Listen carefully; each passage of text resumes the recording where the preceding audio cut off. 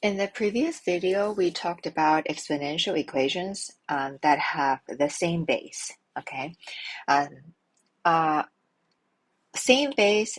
By same base, I don't mean that it is just 3 to the power x equals 3 to the power 2x minus 1, say something like this. But it could be something that's easily convertible. For example, 3 to the power x is equal to 9 to the 2x plus 1, for example, something like this. We know that we can you can express 9 in terms of 3 easily. Okay, so that was the previous video. Now in this video, we're going to focus on equations where clearly there's no way you can express one in terms of the other. For example, 6 is not a power of 2. Okay, 400 is not a power of 3. Neither is 15 a power of 1.5. So what do we do with this? And in this case, the only thing that we can do will be using the calculator to help us with that. So there are two ways to do this, okay? One, that is, for example, for question 7, okay? So you will take log on both sides, okay? This is question 7. You take log on both sides, and now it allows you to pull this x to the front like this. Okay, then now you can use you can divide the log 2, and this is a value which you can put into the calculator. If you look at this format, it looks very much like base changing. Why? Because it really is asking what power of 2 is 6. So another way to solve this directly is to use a base 2 log. Okay, so these are equivalent. These two are equivalent. So it depends on how familiar or how comfortable you are with seeing this as log directly, turning it to a log expression directly. Otherwise, you can always, for this type of question, you can always take log on both sides and do perform division, okay, to isolate the x.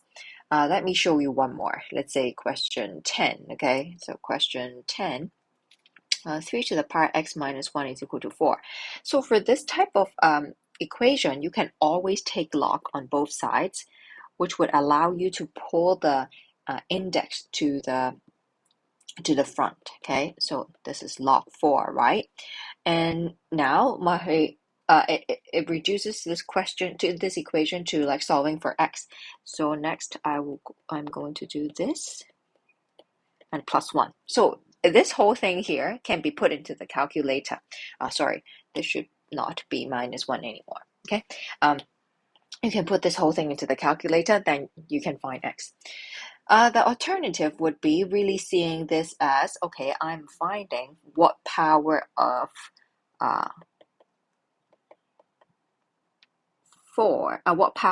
3 is 4, right?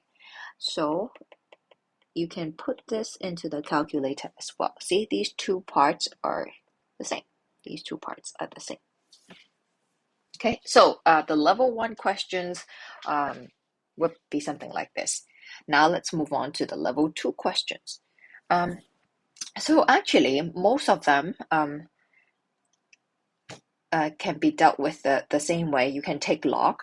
Now this method works the exact same way. Let me show you question 30. Okay, take question 30. If you take log on both sides, that would allow you to bring the power to the front. Okay, so it means that it's 2 plus x times log 6. Okay, so I'm giving it a bracket here, okay, because it's necessary. And now you can just change this. This becomes a change of subject question. You're going to isolate the x, okay, by regrouping terms and then factorizing. Okay, so this would be it. This would be it. And of course, you put this number into the calculator. Okay. If we were doing it the other way, what would it look like? Let's try. So you start off with this. Now this one, I would say it's harder to do it in this way because we still need to take this x down to the front. So I would say for the level 2 questions where both of them has an x in the power, you should take this approach. You will just take log on both sides, pull the index down to the front, okay, and then regroup. But in fact, if you look carefully, there are some log properties happening here as well, okay? This part, you can see it as log 11 over 6 because log n minus log n is log 11 over 6. So you can see that there are some sort of like properties that you can use while you're inputting your expression into the calculator. For example, here in the denominator, instead of typing log 11 minus log 6, you can type log 11 over 6 instead. Okay. All right, let's also talk about these extra numbers in the front. Okay, so the approach would be pretty much the same, except that we have one extra term to take care of. So the right-hand side will basically be the same. I just want to focus on the left-hand side then. Okay, so how do you take log of the left-hand side? Because the right-hand side is just this, same, right? Here, notice that these are products, so it's 6 times h to the power x. So for product, we'll have to break it down into sum, log m plus log n. Okay? So now you have x log 8, and then expand and then regroup. And the rest is pretty much the same as the other questions.